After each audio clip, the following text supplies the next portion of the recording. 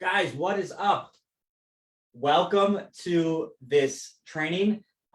This is a really cool one, guys. This is something that is near and dear to my heart. And I think that it will be a very useful tool, at least to zoom out and view your business from a different angle, right? So many times we get stuck in the weeds. We are really focused on day-to-day tactics that we forget that there is a bigger game at play, right? And so I wanted to walk through what I call the 4 roles of a gym owner and what these roles are and where you might be now and how to transition from one role to another. Okay. And so I wrote in the description, basically, it boils down to 4 basic things. You could be self-employed, and I'll explain what that looks like, what your day may look like at the end of the day, what your normal week, how many hours you're spending at the gym, and then how much you could expect to bring home in cash, right?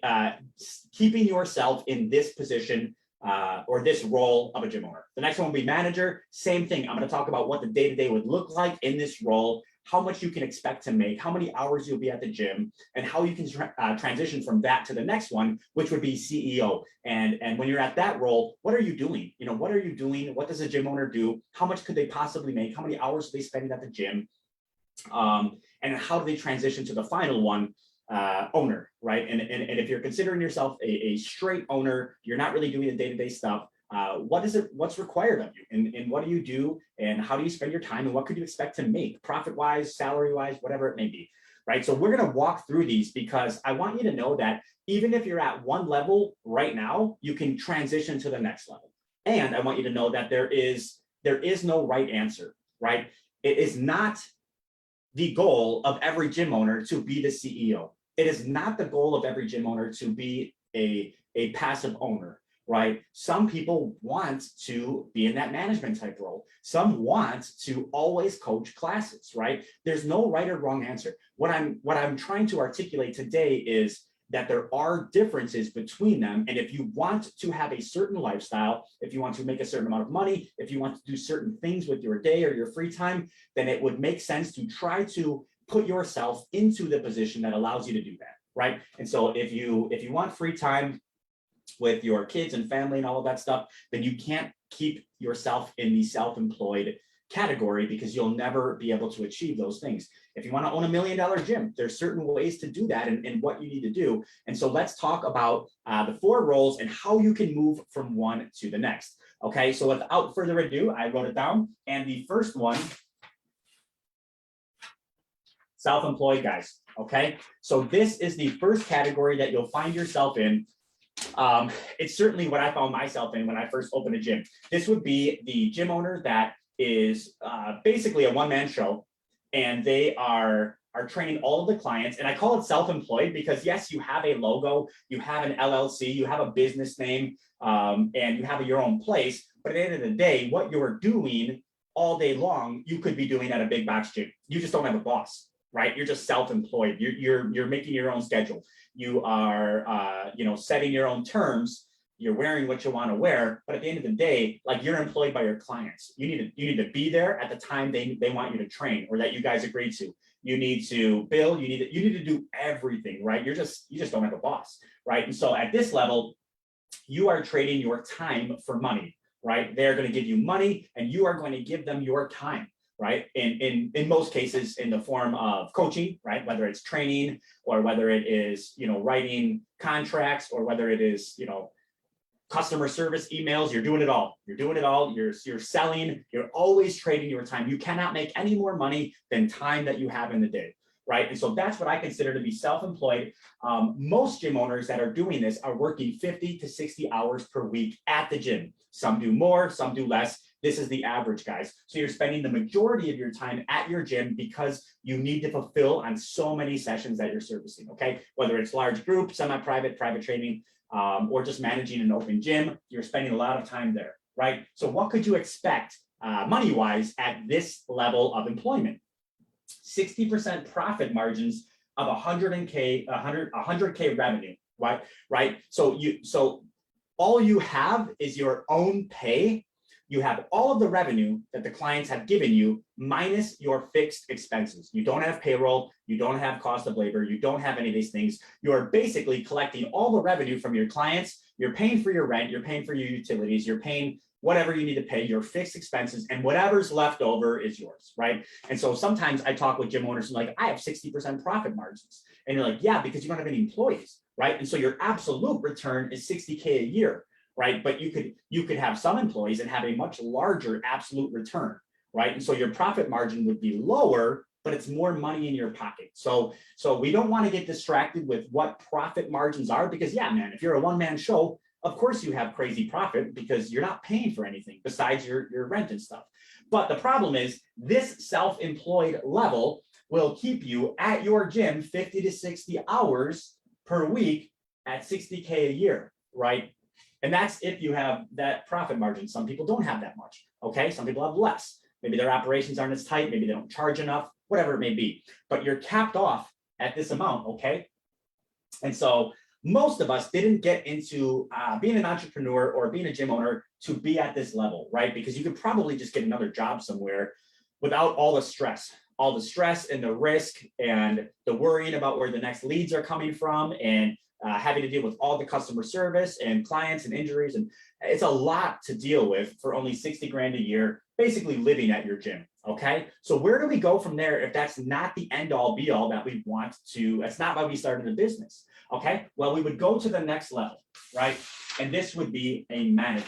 Okay. So what does a manager do? And again, you are still the owner of your business. I get that. This is the role you're playing, right? You're playing manager because you are now trading you're leveraging your time. You leverage your time for money, right? So instead of directly trading it, you're leveraging it. So you do that by hiring coaches, right? You hire people at the lowest level of the business, right? Which is the direct labor of fulfillment, right? That is the easiest thing that you could replace yourself in for the least amount of money, is direct labor, right? And have someone else coach your classes or your one-on-one sessions or whatever it may be, but you still have to trade or leverage your time for the money. So you're doing sales, right? You're doing operations, you're doing maybe some fulfillment if you got to jump in for a class or cover somebody else. You're doing billing and working with your accountant, and you're doing everything else that you have to, outside of training to run your business, right? And so you're not necessarily 100% trading your time, because what you're doing is you'll make a sale and then you're leveraging your time, and the trainer is going to be the one servicing that, right? However, by doing all of those things, and you're kind of in that management role to make sure they're doing everything correctly, they're wearing their uniform, they are following the rules, they got all the classes covered, all of that stuff. You're still at the gym 40 hours a week, guys, right? And so you're still living at your gym, basically. You're just taking out the 20 hours a week that you were coaching before, and you are working on higher level stuff, okay? And so your profit will dip down to 30% profit margins. And I put about 360K revenue. The gyms that I talk to at this level, because of the additional hours they're able to sell, they generate more revenue. And then they just have the trainers fulfill on that. And so to pay the trainers to fulfill on it, you lose that 60% profit margin, and it goes down to 30 because you're giving 30% to your coaches in the form of paychecks, right? But you're at 100K a year, right? And so that is the amount of money that you could expect to have in profit at the end of the year. But we're not keeping all 100K, because you need to scale the business. You need to grow the business, right? So let's say you keep $60,000 in the form of salary or distributions, however you want to pay yourself, and you're investing $40,000 back into the business, right? Whether it's through equipment, expansion, consulting, marketing, whatever it may be, you are investing back into the business to continue to grow it, right? And so it's a better step than being here, because you're at 40 hours a week for $60,000 and you're growing your business, and maybe you're doing some things that you enjoy a little bit more than just straight up coaching, right? But it's not necessarily exactly where you want to be as a management, because most gym owners want more freedom than 40 hours a week at the gym, and they want more money than 60K, right? And so where is the next step after manager, right? Well, we move into CEO, okay? And so this is the CEO role. And basically what you're doing at this role is you are trading other people's time for money. Okay, so you're no longer leveraging your own time, you're trading other people's time. What does that mean? You are now hiring out the higher level components of your business in exchange for some of your profit, right? So sales managers, lead trainers or lead coaches to do all the programming and to help the younger coaches or how to, help interview and hire and all of that stuff.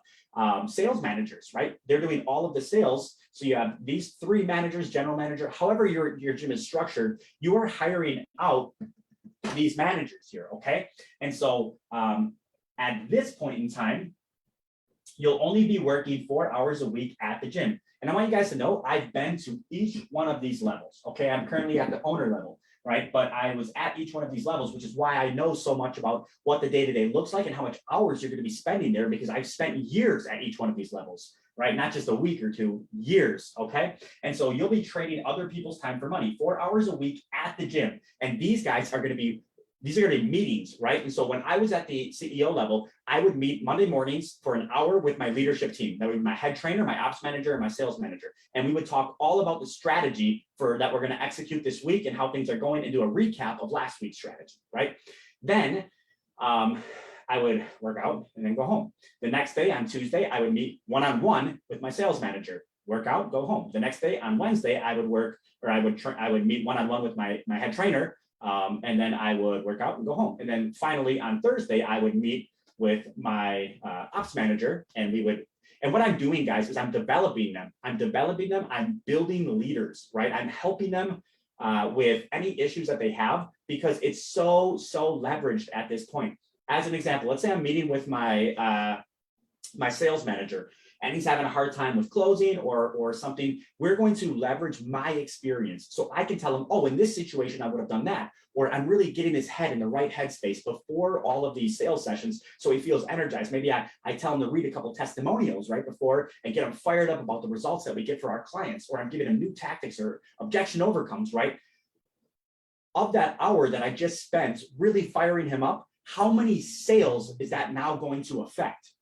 Probably hundreds. The 1 hour for me affects hundreds of meetings in the future.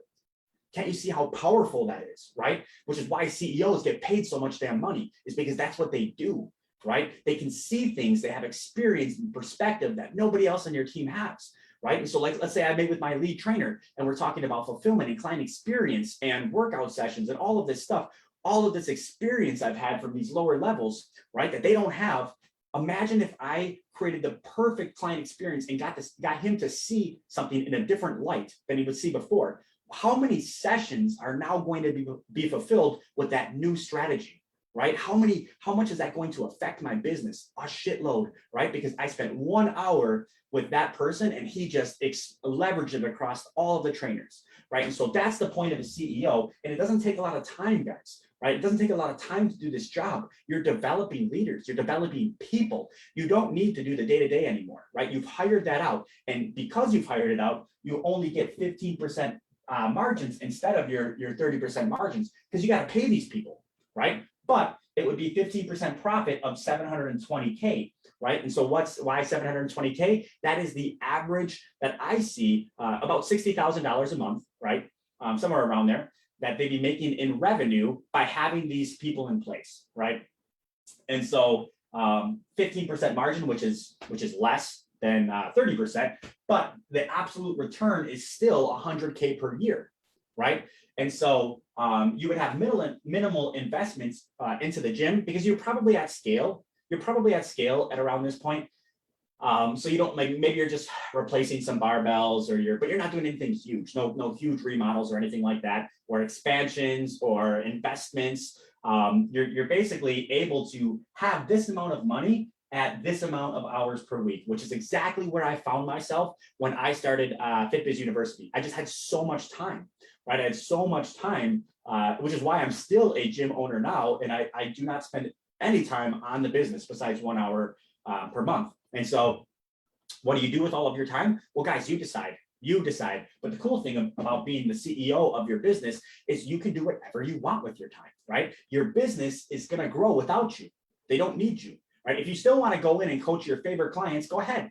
there's no right or wrong answer on what you spend your time doing. And don't listen to any other gym owner coach that tells you you should be doing this or you should be doing that. You opened a business to do what you want to do and make money and have free time. And so if you want to go into the gym and coach, then go fucking do it. Who cares if someone says you shouldn't be coaching?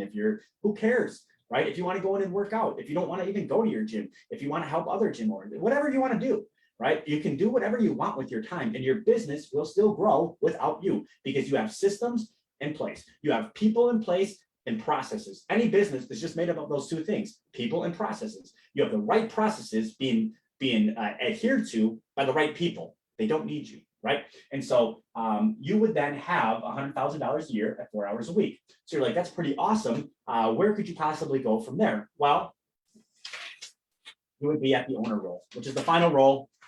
And with this role, you're trading your money for more money, basically, is all you're doing, right? And so you're investing in your people, right? And so as an example, I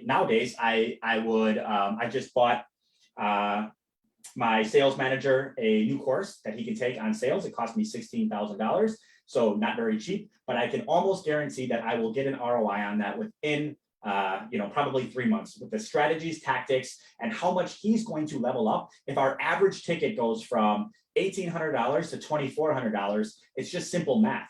That $600 increase over the amount of sales that he has every single month, I will have a return on that investment relatively soon. And I like to have my employees really sharp, right? Same thing. If I want to invest in the business, if I want to, get new this or new that, I'm going to inject capital. I'm going to make a contribution of capital, and because I know the ROI that's coming in exchange for that, right? And so at this point, I've made money, right? And now I'm just using that money. I'm leveraging it to make even more money, right? So I'm probably not having these meetings because somebody's been promoted to this, right?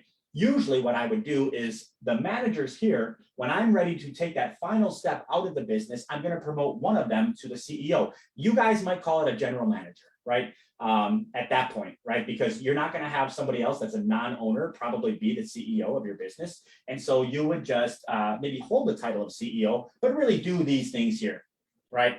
And this person would be doing these things, probably holding the title of general manager, okay? And they're working on the other employees and the leadership and all of the things that you see here. So you're trading your money for more money. Maybe you buy the building at that point in time, and now you own the building and you are able to lease it back to yourself, right? And save the company a lot of money in rent and things like that, so your profit margins go up, right? Maybe you can you'll spend 1 hour a month on the gym. So that's the next part is I still spend 1 hour a month, and this is in the large leadership meeting that we have the first Monday of every month, where I actually go into the gym. It can totally be done via Zoom, and I've done it via Zoom for the past 6 months because I wasn't able to go into my gym. Anyways, so this can totally be done at the gym or on Zoom, but it is strategy for the big picture stuff. And literally all I do is ask if they need me anywhere. Do you need me for anything? Do you have any questions? They basically they still don't have the experience that you have. So you can maybe answer some questions, but you're not involved in the strategy. You're not involved in the tactics. They know the mission. They know how to accomplish it. You're just there to lend a hand wherever you can, okay? So at this point, because this person, this general manager is probably pulling a profit share, which I highly recommend at that point in time, is to give them a profit share of 5%. Your net profits are going down to 10%, right? Of what could be $1 million in revenue, okay? So still your 100K per year that you could take home, right? And you are now investing in people. So this is the $1 million mark that some gym owners aspire to. It's how I got to $1 million run rate. Follow me, it's the exact same thing. And right now, I do only spend 1 hour at gym a month working on my business, not in it, right? And so I am spending all of my time investing in the people, not the business, not the building, not the equipment, not the systems, not any of that, investing in the people, okay? And so that is how you go from self-employed to owner. Guys, it's not luck, it's not hard work, it's not any of that stuff, it's strategy. If you have a plan to follow and you can execute a plan, then you can get here, right? You just have to follow one step at a time and not try to fast track to somewhere else, or not try to do your own thing when there's a million best practices out there that are proven. And we are helping gym owners right now in the perfect gym model, which is what this is, guys, follow these paths. If you're like, I don't know how to acquire enough members to be able to hire someone else, well, you need to learn how to acquire more members profitably. And there's people out there like me that teach that, okay? Or if you're like, I don't know how to hire a manager, or I don't know what I should do with my time after I do hire a manager so that I make more money, well, there's people out there that teach you exactly what to do with your time once you hire somebody else, right? And so guys, if that's you, if you would love to move from self-employed to manager, or from manager to CEO, or CEO to owner, wherever you want to be, and like I said at the beginning of this video, there's no right answer.